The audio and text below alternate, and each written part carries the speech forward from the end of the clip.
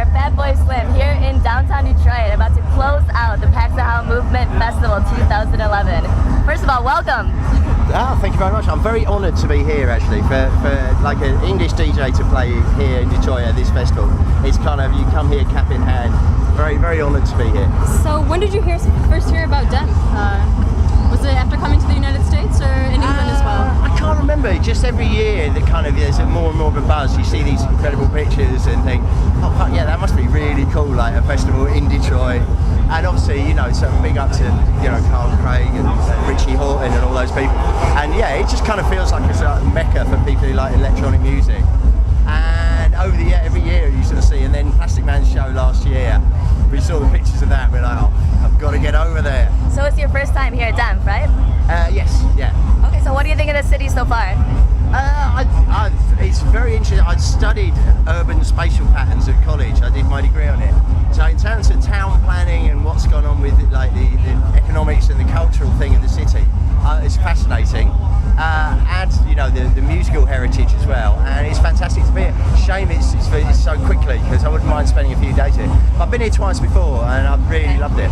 Yeah, Detroit has a very secret underground scene here, and I think that what keeps the city alive is music, and honestly it is. I was just saying to somebody else about the kind of, on the sort of commercial end of this, so that's why it's an honour to be invited back. I thought a lot of people might go, oh, it'd be a bit sniffy about it. So this is the first time you've played and you're headlining the show already. How do you feel about that? Well, the thing is because I'm commercial. When I first came over here DJing, people going, oh, you sold out because you signed to Astral Works. And I'm like, well, they're a really good, you know, record company. They said, no, we want to keep it really small.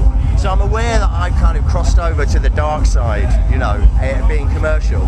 So to be able to come back and celebrate that and not been cut off by the by the more underground, that feels good.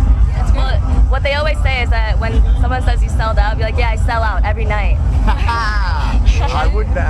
Modesty fails me on that. Good, very good. Yeah. So you first came onto the scene, I mean, over 20 years ago, so you've been on the scene longer than some of these people who are at the festival have been alive. Yeah, I try not to think about that when I'm DJing.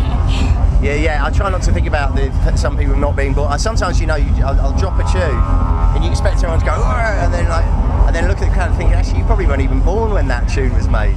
So it's nice that I'm still invited, like I said. Yeah, of course. Do you find it difficult to you know, break through all this new music that's going on, or was it more easier back then when you were first starting, or is it more difficult now to like transcend through all the different types of DJs coming from all around the world? Because it's become so mainstream, you know?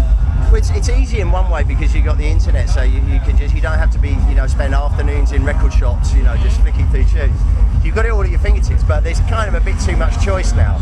Before the quality control, before things actually made it onto vinyl, they had to be of a certain standard. Now you kind of have to wade through a lot more tunes. But I think I still get that innocent excitement when I find a really good tune that's going to go into my set. I'm like, yes. And sometimes it's been 6 hours of surfing on the internet, and then you find that one tune and you're like, yes. So do you prepare for your set like in advance, or do you just like wing it when you're up there? I pretty much wing it. Okay. Well, I mean, I've kind of got tunes I know I'll play because we're using the video, the visuals. We've kind of written the script. Okay. We've written the script to the tunes that you think I'll play.